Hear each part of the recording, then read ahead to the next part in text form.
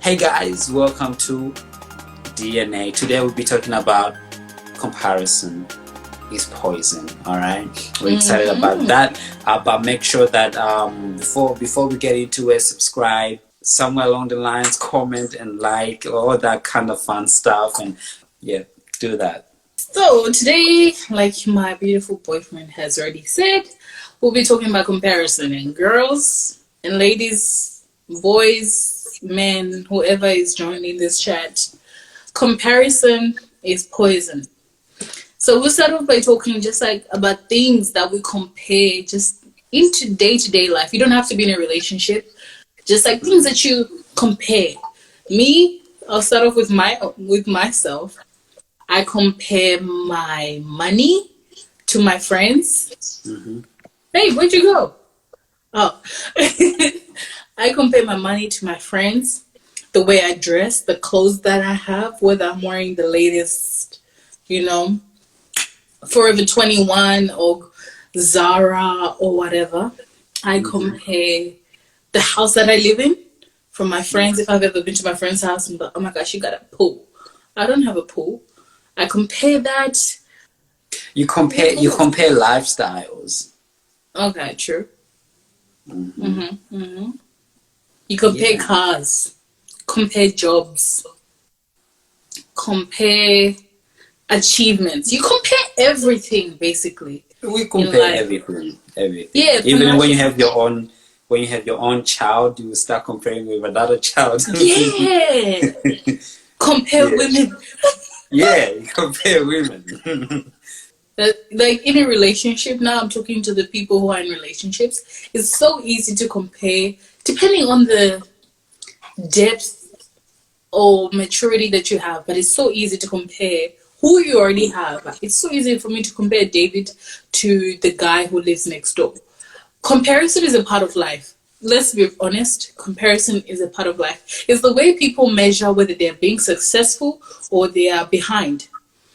But people don't also realize the negative impact it has to the person you are comparing and your perception of them, the way you view them. So if I started comparing, oh, the boy next door is more handsome than David, or the boy next door he loves better than David, which is it's not true because there is no boy next door. Exactly, like there's babies both sides of my house, so it's okay, guys. But comparison is poison, isn't it? It makes the way you see the person you're comparing, it devalues them. Does that make sense? The more I compare David to that guy that I saw the other week, the more I'm devaluing him, saying, oh, David ain't that good after all. Look at this guy. Oh, David doesn't do that. Look at this guy. David, oh, he never says that. Look at this guy. So I'm devaluing him, not only as a boyfriend, but just as a human being. Just what he does for me has no worth at all anymore, because I'm just like, but look at him. Look at him though. And it's so crucial that you are able to catch yourself whilst you're doing it.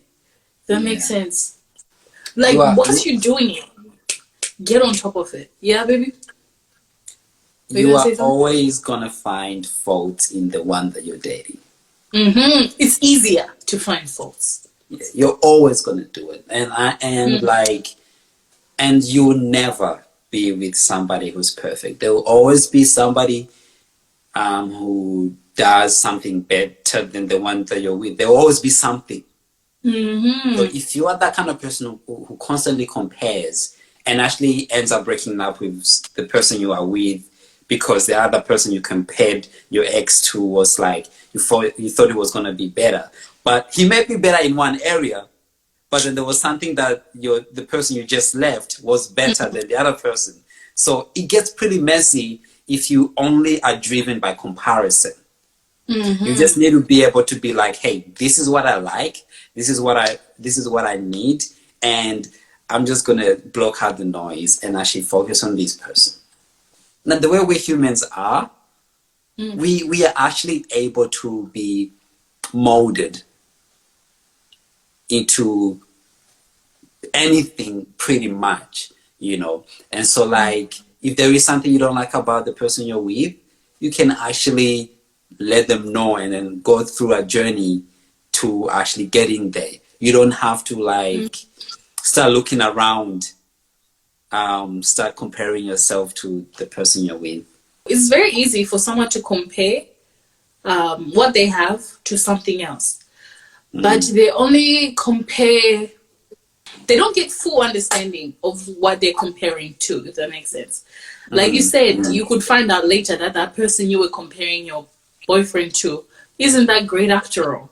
You were comparing only the shallow things you can see. Like, I can see his smile, so I can compare his smile to my boyfriend's smile. I can see the way he laughs. That is just the shallow. But you don't actually know what is within. And no one ever compares what is within. Comparison, I wrote something before.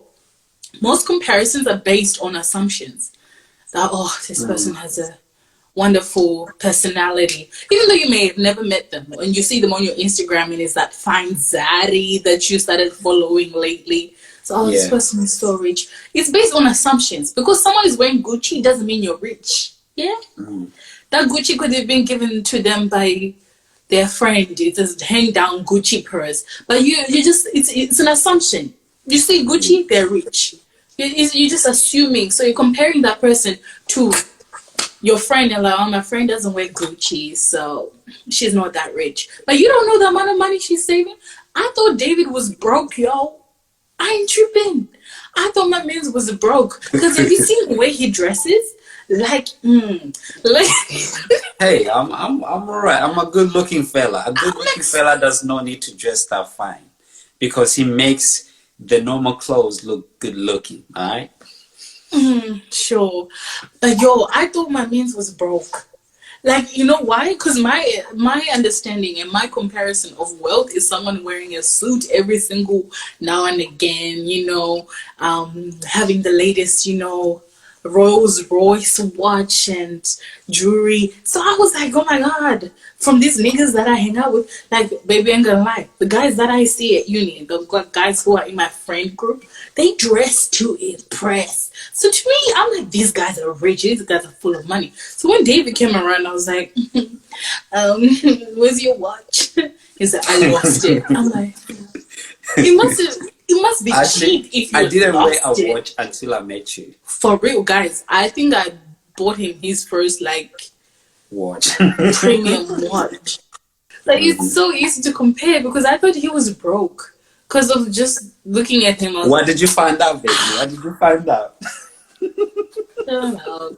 He actually got money, guys. Okay, so I'm in alright. good hands, you know.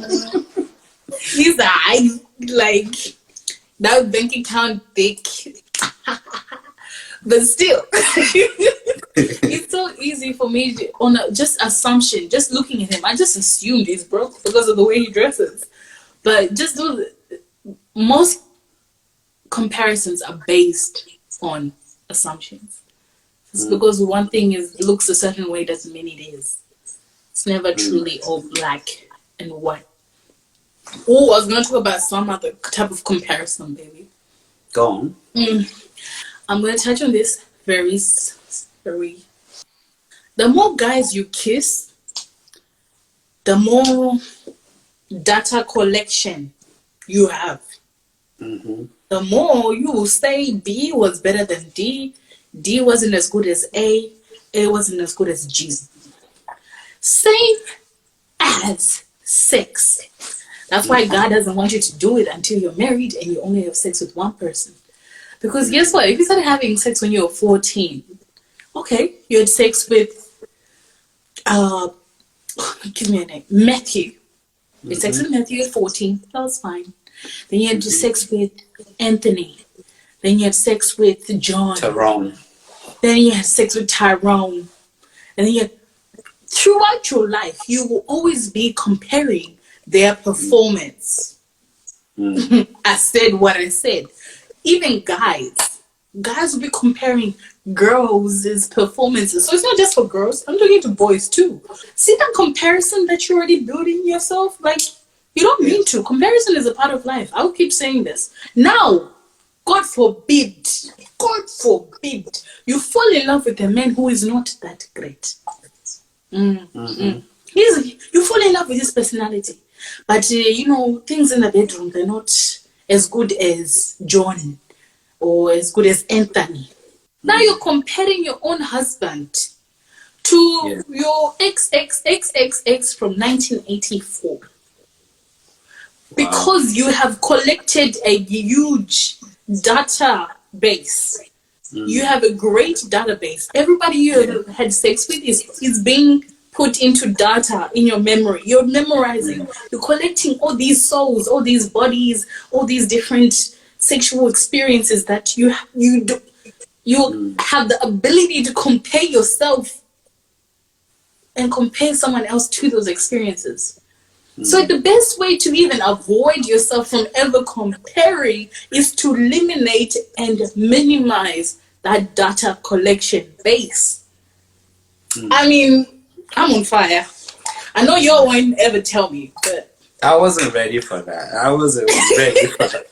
But I'll tell you this. God wasn't crazy. God wasn't stupid when he said, just have sex with one person, like when you get married. God wasn't stupid. He knew what he was talking about.